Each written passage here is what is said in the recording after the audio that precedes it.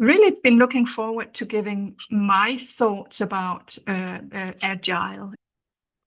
So what I want to convey to you today is that the problem or problems with Agile never stem from bad teams, lazy teams, or incompetent colleagues, or anything like it. So that is my main message today. You see actually very, very little Scrum-ish on this slide. And that's because I chose to take another route. If we start by 2002, I actually did buy the first book that was published on Scrum, and I was very interested in following the Poppendix, the Alistair Coburn, and whatever he was writing about, and actually James Copeland. It was fun for me to make this slide because sometimes, very often, the last 5-10 years, I have wondered why I saw so many problems in the Agile ways of working. And I realized that quite few people had actually read the same elementary books that I had done. Well, here are some of the problems. I think many of you who are here today will actually know that in the beginning, our Agile teams would say, shh, we are experimenting. Don't tell anybody, and don't tell our managers that we are doing this stuff. Huge problem.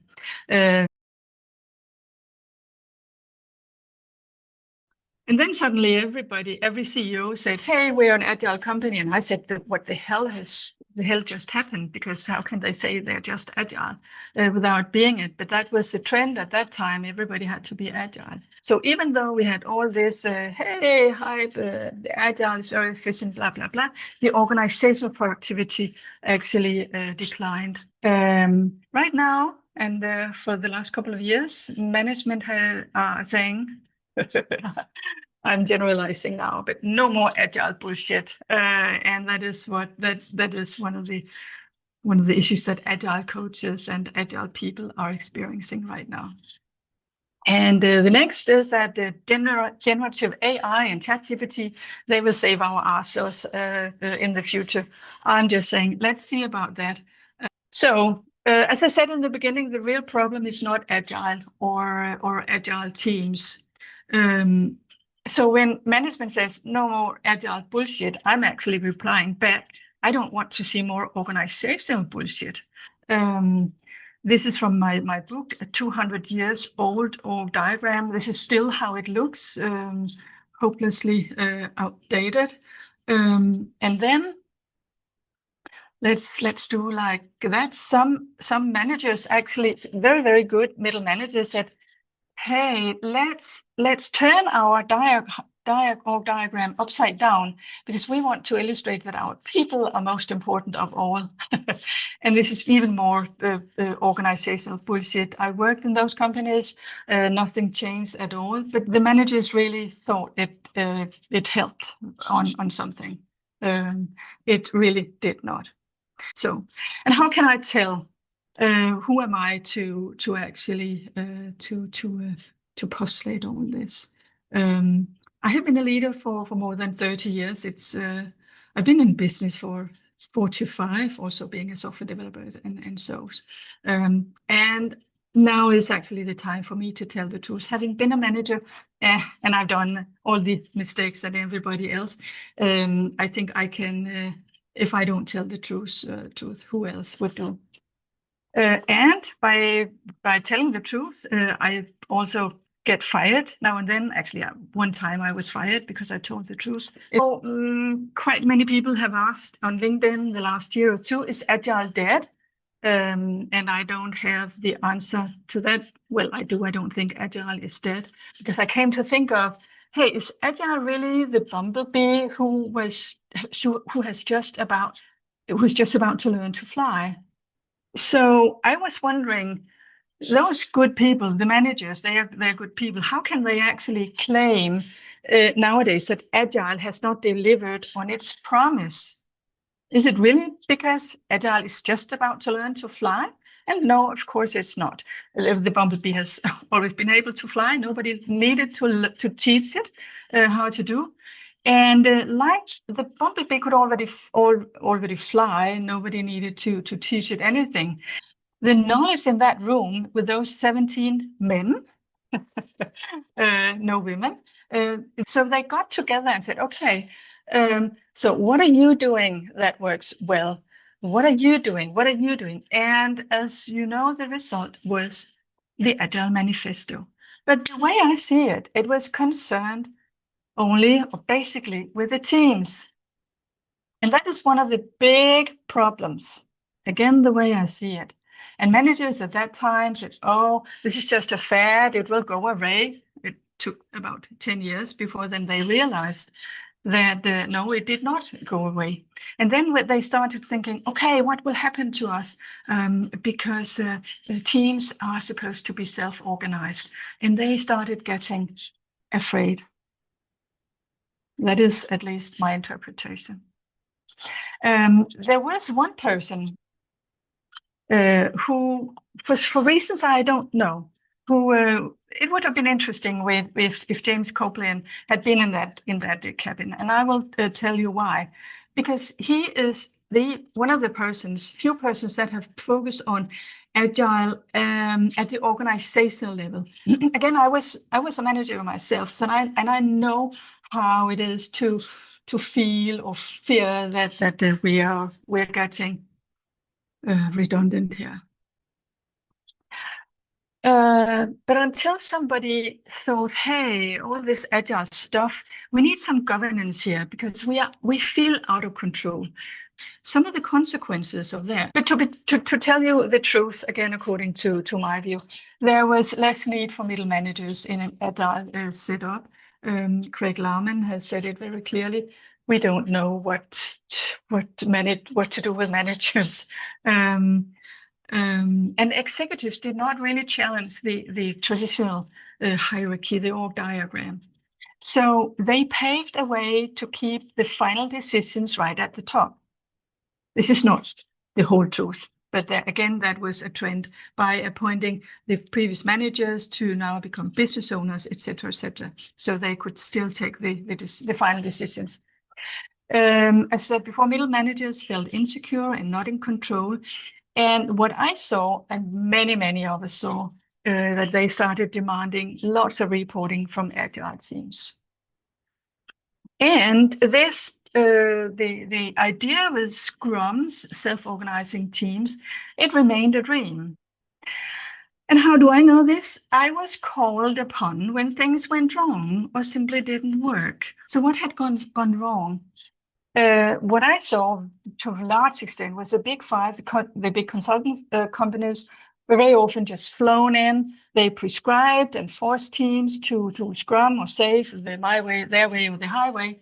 And Agile became a money machine, lots of certifications. Everything Agile actually commercialized. Only a few managers were trained. That was really not good. Some learned about SAFe, but in the beginning they didn't really want to. And I had helped teams that did not really understand why on earth do we have to do all this, because it makes no sense for us. Lots of teams, it makes sense to do iterations, but many teams, they never found out. So I helped them to find other ways that make sense to them. There were other Kanban could be one way of doing, and simply going back to how they did things the old way. And very important, I got to learn Daniel Messick, who actually wrote this Inviting Leadership in 2018. I adopted this approach of doing everything by invitation. So since that day, I have never forced anybody to do anything. Also, what had gone wrong, whole departments were turned into trains or larger agile organizations. And people did what they had always done. When things got wrong, they had just continued doing what they had been doing for years. And it was disguised through agile ceremonies. Unfortunately, that is some of the truth. Actually, once I changed a planned small art, a safe art, into a network of teams, and everybody were happy. They were very, very sorry to have to be a team, so that it worked well for them. Once I split one completely demotivated team, I think there were 15 people. They were extremely demotivated, and I had no idea why. I said, okay, they were in the wrong teams, they claimed. So I asked them to self-select, and the manager agreed, yeah, this is a good idea. And after 30 minutes, we had two very, very happy agile teams. So again, these problems never occurred due to the bad teams, lazy or incompetent colleagues, or similar. It was due to the organization, the way that was set up, the traditional way to actually organize. So if it is so that Agile is in big trouble, why not consider this? Should we increase Agile training to teams or write more books on Agile tooling? Maybe AI tools are, hire more managers to control them, or maybe abandon Agile. And maybe we could also let AI agents take over in the Agile teams. Yeah, I'm not so sure. But funnily enough, 3 days ago, I saw this on LinkedIn from Jeff Sutherland, the co-creator of Scrum, and he said he wrote here, the majority of Scrum teams are late, over budget, with unhappy customers, according to decades of research. Apparently, according to the Standish Group of millions on projects, and it's only getting worse. So I am wondering, is this really the state of Scrum? When Jeff says so, maybe that is the truth. And then he continues, these failing teams are being replaced with AI now, and the Fibonacci is a useful tool for hybrid human AI teams. Okay, I think he's referring to planning poker. I really should ask him, what does all this mean? Do you really mean that this is the state of Scrum? Just think about this. And then when preparing those slides, I actually, by coincidence, saw that James Copeland had given one of his many keynotes in Tokyo, at Scrum Tokyo. It's only 4 months ago, and Agile got it all wrong. And then he said, okay, Scrum got it right. And Scrum, Agile, and Lean are very different. Yes, I think we all understand that. And Agile comes from Scrum, and Scrum does not come from Agile. Okay, his presentations or keynotes, they are very, very deep. So I would invite you to maybe check that out as well. So is this the state of Agile? Maybe and maybe not, I have to say. And who is he? Who is Cope to actually to claim all this? But he is a thought leader. He's a pioneering in organizational patterns, as I also mentioned. He has been setting industry standards and given a lot of talks for the last 40 years at conferences. And he's a teacher and educator, and then he's a scientist. So I actually looked up ChatGPT, where it was mentioned that he has left an incredible mark on the software industry, and I very much agree on that. So maybe he's right, maybe he's not, saying that Agile got it all wrong. And this is why I came to think of, what if he had been in that cabin with the other 17 men and no women?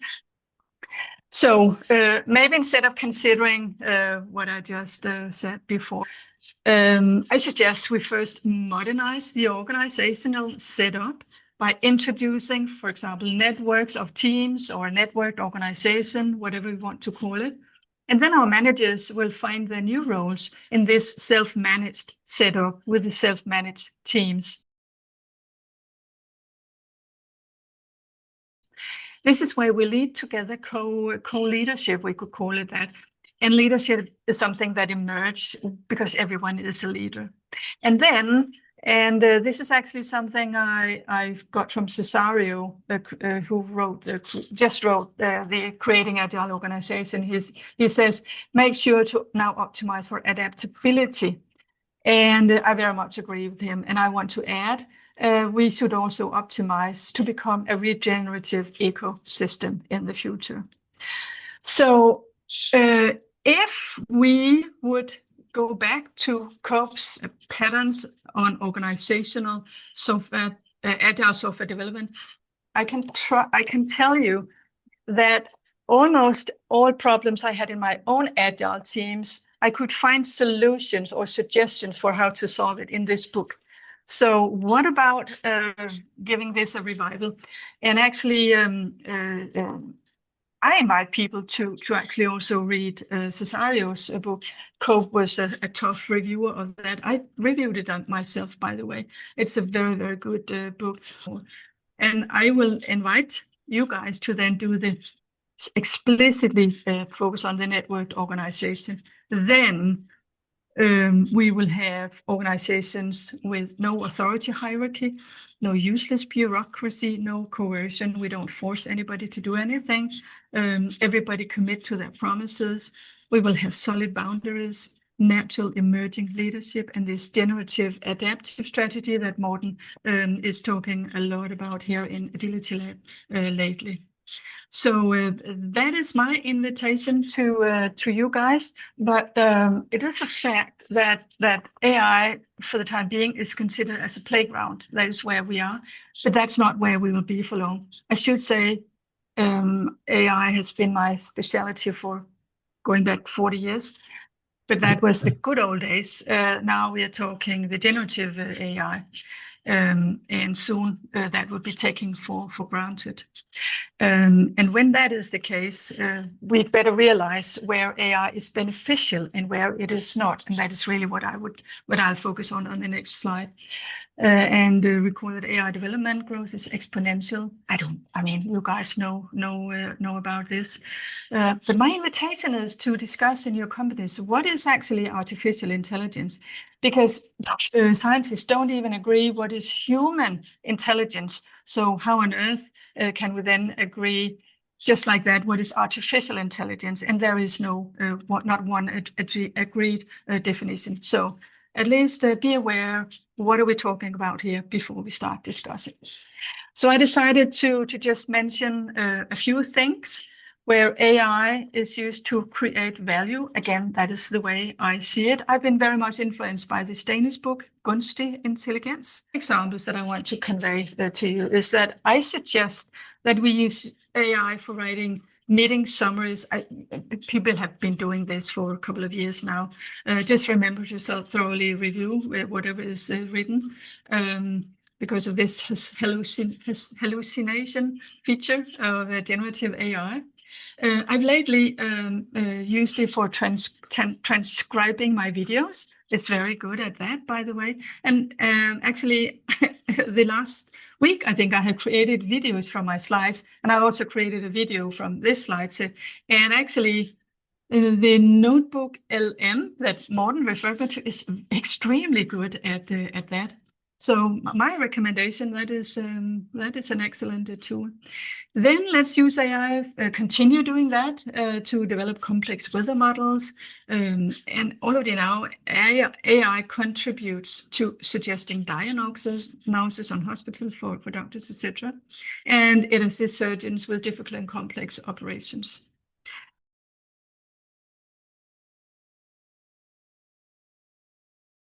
Those are, of course, just a few examples. And then, if you notice my purple circle up here, there's something that I have not, that I do not recommend here. Again, it's just my personal preference. Many people use AI as their personal assistant or my personal coach or whatever, and that's perfectly all right. I just say that when I compare the human capabilities with the capabilities of AI, and this comes from data on the Turing Institute at the university, is it Oxford or Cambridge University? I forgot.